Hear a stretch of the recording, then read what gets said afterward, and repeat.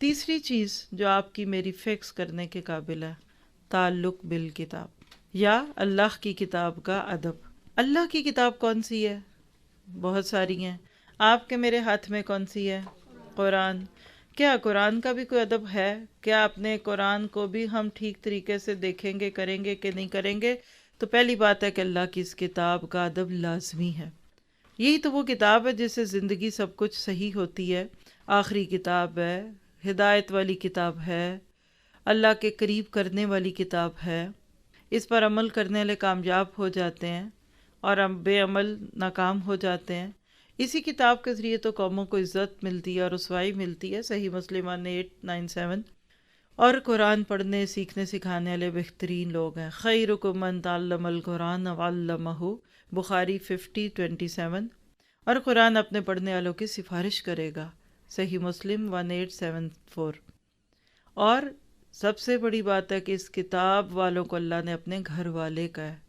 ان للہ اہلین من الناس، ابن ماجہ کی روایت ہے 215، بعد میں جا کے نوٹ کریے گا کہ کچھ لوگ دنیا میں رہنے والے اللہ کے گھر والے ہیں۔ تو کیا پتہ چلا کہ اس کتاب کے ادب کی بہت ضرورت ہے۔ کیسے کریں؟ نوٹ کر لیجئے۔ نمبر 1، باوضو ہو کر تلاوت کریں۔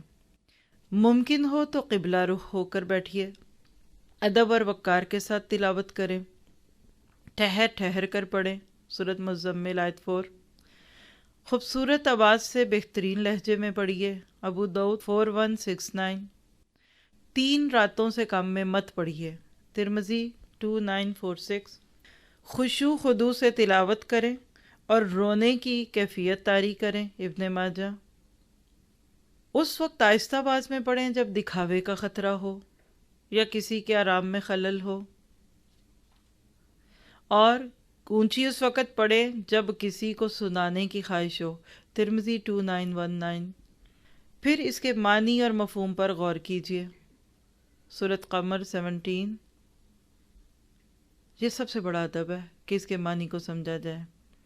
پھر قرآن پاک کی تلاوت غافلوں کی طرح نہیں کرنی چاہیے، اور قرآن مجید کی تلاوت کرتے ہوئے کوشش کریں کہ اللہ والوں کی صفات پیدا ہو جائیں۔ دیکھیں الحمدللہ یہ کورسز کے ذریعے جو قرآن سے، کتاب سے تعلق جڑا، کیا پہلے ایسا تھا؟ بالکل فرق تھا نا۔ یہ قول و اقرار لینے والی کتاب تو تھی، پڑھنے پڑھانے والی تھی، عمل کی نہیں تھی۔